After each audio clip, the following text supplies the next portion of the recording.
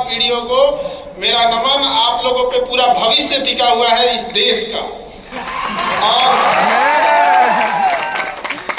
आज से 10 साल पहले जब हम गायत्री परिवार में ये देखा करते थे कि इस स्लम में बच्चों को जाके पढ़ाया जाता था, तो उस समय से हमारी बड़ी इच्छा थी कि हम आदरणीय चिन्मय पांडे जी महाराज से मिले। लेकिन उस समय हमको लगता था पता नहीं हम मिल पाएंगे कि नहीं इतने महापुरुष से। और आज 10 साल लग गए, सौभाग्य प्राप्त हुआ। आपको नमन करते हैं और सौभाग्य है आप ऐसे ही प्रेरणा का स्रोत बने रहें देश के युवाओं के लिए। और इस गायत्री परिवार को लेकर चलने वाले हमारे मनीष भैया, आपका सादर प्रणाम। आपको ऐसे ही और ईश्वर शक्ति दे इन युवाओं को मार्गदर्शन करने के लिए। और शिक्षा के क्षेत्र में हम लोग हैं, हमारे निशान भैया, आपका आपके बहुत आभार। और पूरे गायत्री परिवार से जुड़े छोटे से लेके बड़े पदाधिकारियों का, छोटे बच्चे सबका हृदय से नमन करते हैं। देखिए, किसी भी समय किसी भी समाज को अगर आगे ले जाना है तो अब हम लोग क्या ही समाज को आगे ले जा सकते हैं। हम लोग को जहां जाना था चले गए, शिक्षक बनना था बन गए, हमें जहां जाना था हम लोग चले गए। अब आगे का भविष्य आपके हाथ में है। आप भविष्य को कहां लेके जाइएगा ये आपके ऊपर डिपेंड करता है। क्योंकि कहा जाता है कि तलवारों के साए पर इतिहास हमारा बनता है, जिस ओर जवानी चलती है। युवा वो शक्ति होती है कि एक बार जोसेफ बेजनी ने कहा था कि यदि समाज में क्रांति लानी है तो शासन युवाओं को सौंप दो। जरूरी नहीं कि शासन केवल वहां बैठ कर ही किया जा सके। आप अपने पास जहां देख रहे हैं उस समाज को सुधारने का प्रयास करेंगे।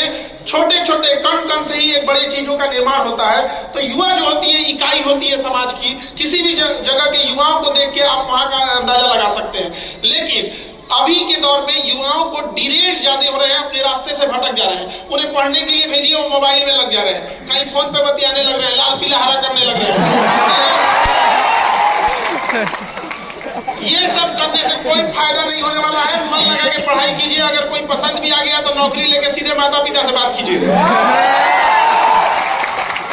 लेकिन बीच में पढ़ाई रोकिएगा तो पढ़ाई भी जाएगा, आपका करियर, समय सब बर्बाद हो जाएगा। इसलिए सबसे जरूरी चीज होता है समय। समय के पास इतना समय नहीं है कि दोबारा आपको समय दे। इसलिए समय रहते निर्धारित कर लीजिए आपको क्या करना है, वरना समय एक दिन बता देगा कि आपका क्या करना है। ऐसे लौट के नहीं आ पाइएगा आप लोग यहाँ पर। समय और सद्बुद्धि बड़ी अजीब चीज होती है, दोनों एक साथ नहीं आती है। जब आपके पास समझ होती है तो समय जा चुका होता है। अभी आपके पास समय है तो सद्बुद्धि ही नहीं है। यह समन्वय जिसके पास आ गया वह समझिए कि सारी चीजों पे विजय प्राप्त कर लिया। और कहीं ना कहीं गायत्री परिवार का भी यही प्रयास होता है कि समय रहते सद्बुद्धि, समय रहते आचरण, समय रहते राष्ट्र निर्माण के लिए योगदान दिया जा सके।